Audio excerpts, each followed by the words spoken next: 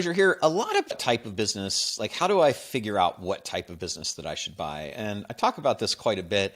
The very first thing is buy a profitable business. It's so much easier to acquire and run a profitable business than it is to get one that needs help, that's in trouble, that needs a turnaround. That's like a whole different set of skills and a lot of extra work that you don't need to put yourself through because there's so many profitable businesses that you can acquire right from the get-go. So that's the first thing I look at. The second is, do you want to work in the business, or do you want the business to be held as an investment? I personally like to work what I call above the business. I think there's three places you can work in a business. You can work in it, meaning that you're doing all the work.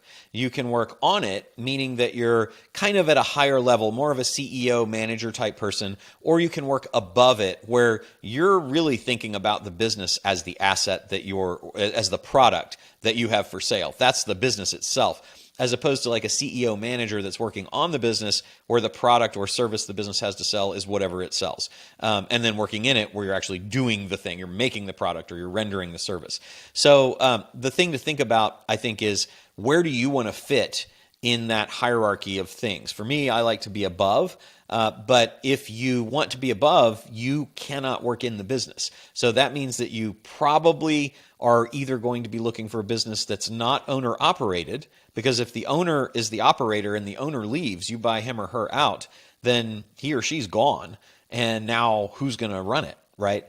Well, there's lots of places you can go to find those people, but the one person that I would argue you don't want it to be if you're trying to work above the business is you don't want it to be you. If you want to be an investor, you need a business that actually can operate itself. So that's going to have a little bit of an impact. You may want to try to find a professionally managed business so that you don't have to replace the owner-operator. Now, if you do decide that you want to acquire an owner-operated business, and those are probably the most available in the greatest number and also the most affordable businesses to acquire. They sell for much lower multiples than the professionally managed businesses.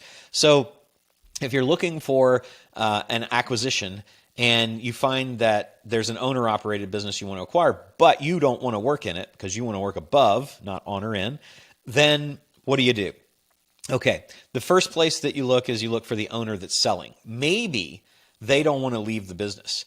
Maybe they're just selling because they're tired of being an entrepreneur. They're tired of being an owner. They just want to be an employee. They just want to do the thing they like. Most people get into business. They are what we call accidental entrepreneurs. That's that they're good at something and then they start doing that thing and then other people start paying them for it. And before they know it, they're a business owner totally accidentally. They didn't ever even plan to do it. Now they're in this business and they're doing the thing that they enjoy doing, but now they've got all these other things. They've got accounting and hiring people and getting money and financing and payroll and taxes and all this other stuff that they don't enjoy. So the very first thing you want to do is you want to ask in an owner-operated business, you want to ask the owner, say, when we complete this deal, would you like to keep working in the business as an employee of the business without all the hassles of ownership? And very often you'll find that they say yes. The next place that you would look, would be if the owner is going to leave and you don't want to be the operator, then there's a good chance that there's somebody in a top management role in the existing business that will be a good person to be your operator. So if we think about how businesses work, usually there's, like if the owner-operator is kind of the main person doing things, they probably have someone that's either the head of marketing or the head of operations or the head of sales or the head of finance. And one of those four positions, one of the people in those four positions is a good potential person to come in and run the company once the owner-operator leaves. So what happens typically is your owner-operator doesn't wear every single hat. They might be the head of operations and sales, but not the head of finance. So then they would have somebody that's a head of finance. Or maybe they're doing the numbers and they're doing the operations, but they've got somebody else that's doing the marketing and or the sales.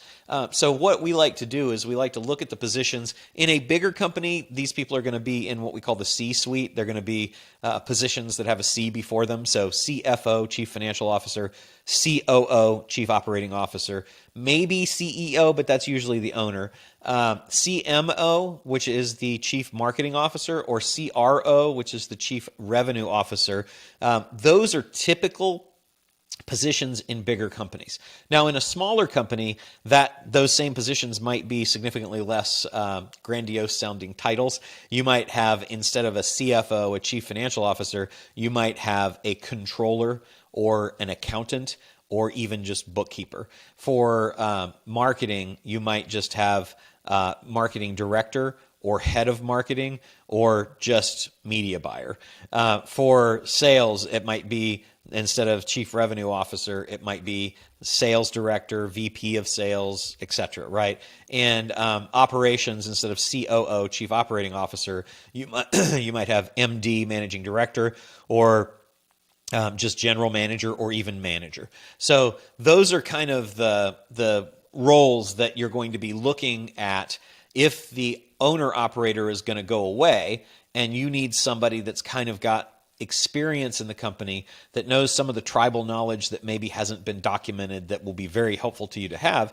That person is a very good person to think about maybe interviewing to be the person that's going to run the company. And that way they're dealing with the day-to-day, and you can coach and guide them and supervise and hold them accountable, but you've got somebody that's got that experience. If you can't get one of those people, then there may be a key employee that everybody knows and likes and trusts and goes to, and that person, he or she's been there 10, 15, 20 years. They know all the stuff. Everybody knows them. They know where all the skeletons are hidden. They have all the relationships with all the right people. That would be a good person to consider to promote up as well. You want to interview them, obviously, be sure they're qualified. But even if they're not qualified to do everything, you can hire someone to support them, and then that combination can be a very powerful operational team.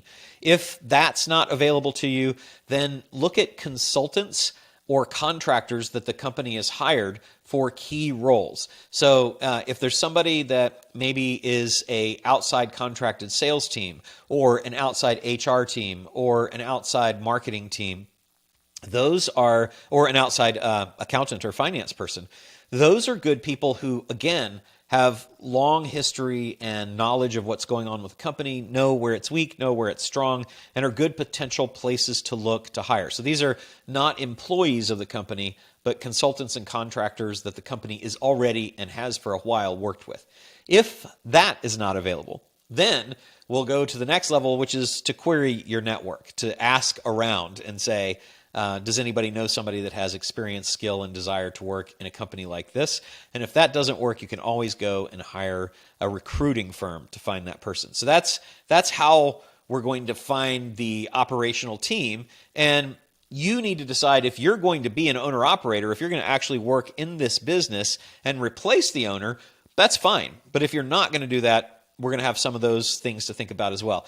The next thing for me is this an industry that is heavily regulated or regulated at all? Because I don't want to deal with it, most likely. So if it's one that's in the health space, for me, this is for me, and for you if you're looking to acquire simply, and particularly if you don't have experience or credentials in the industry that you're thinking about, then stay away from ones that are complex, like that require financial oversight or regulation, or health department oversight or regulation, that are subject to HIPAA requirements, those kinds of things, pharmaceutical companies.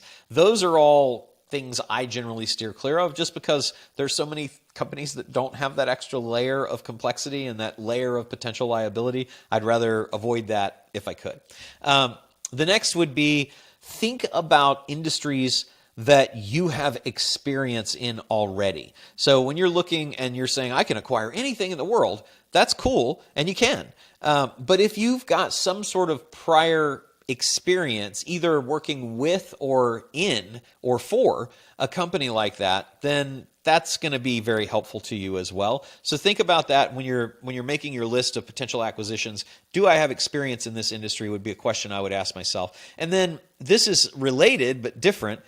Do I have any contacts or connections? How does my network, my personal network of business connections fit with this potential acquisition?